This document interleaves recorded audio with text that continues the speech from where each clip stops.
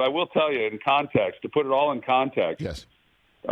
In what I felt was a really fortunate career on my behalf to have played in 4 NFC Championship games last week when we were preparing for the Bucs and Cowboys.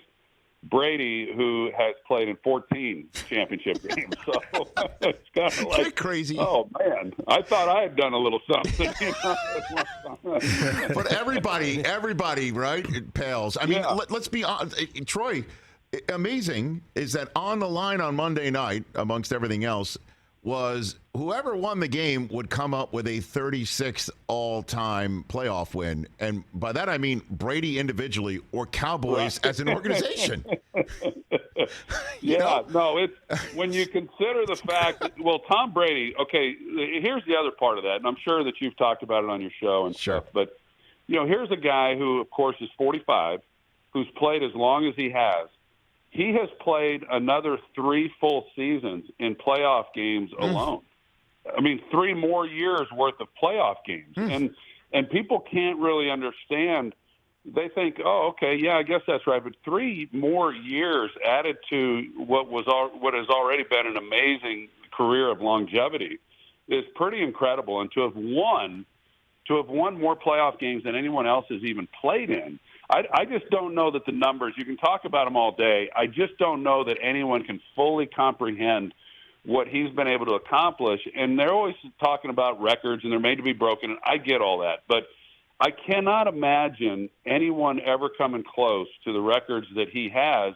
Forget the championships, but just the yards and the touchdowns and the wins and all of that, because I just don't think, even though we're protecting quarterbacks more, I just don't think – I do think we're going to see a lot of players playing into their 40s. I don't think we're going to see a lot of players playing until they're 45, 46 years old. But on top of that, you have to play at a really high level every year. And to me, that's the greatness of him.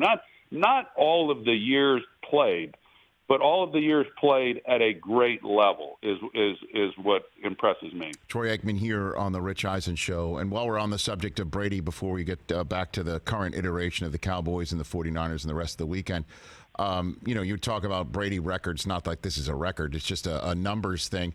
We'll never see a 45-year-old playing a playoff game again be asked to throw the ball 21 more times than his age, right? And also not think for a split second like he can't hold up, right? I mean, and so that's the whole point. So when I saw him in Munich, when the rest of the game day morning gang with Irv and Mooch and Kurt met with Brady, the sense I got was he knew he still had his physical abilities, right? It's just the team that he had won a Super Bowl with 2 years ago, for some reason, couldn't find that next gear, whether it was maybe the upfront protection or the run game or whatever.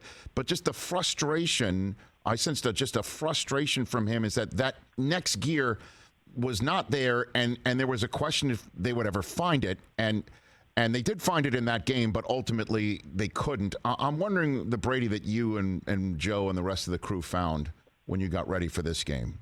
And your impressions, Troy? Yeah, I agree. I mean, you don't achieve greatness without having high standards. And what he expected of himself and what he expected of those teams and this team this year, and to come up short. And the bar, of course, is high, because I think in all of his years prior to this year, the lowest he had ever finished, a Brady-led offense, had never finished below 12th in the league in scoring. And, of course, they'd never had a losing season.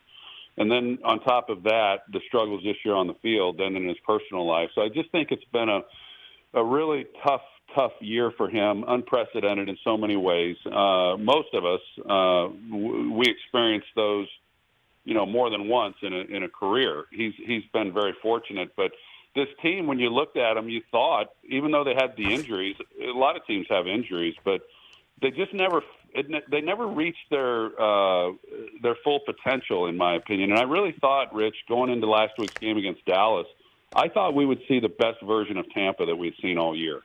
But instead, it was much the same.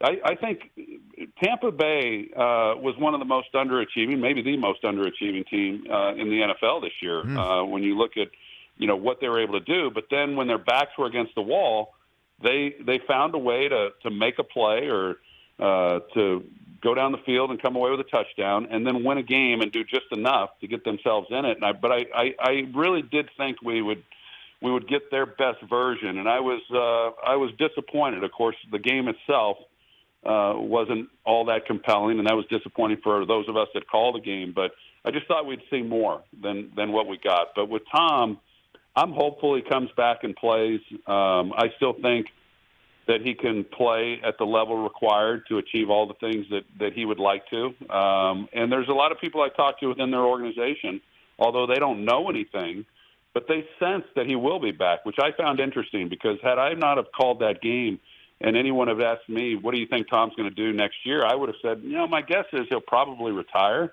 But now I'm not so sure. So I guess we'll find out in due time. And then the sense maybe staying there. I mean, what is your sense, your Hall of Fame sense, and quarterback sense of being in the same room as him? Because again, I think it really all comes down to that. Whatever he may think has been degraded, his ability to process something quicker, in a 45-year-old brain or slower than he used to, or skipping a throw that he would make in his sleep.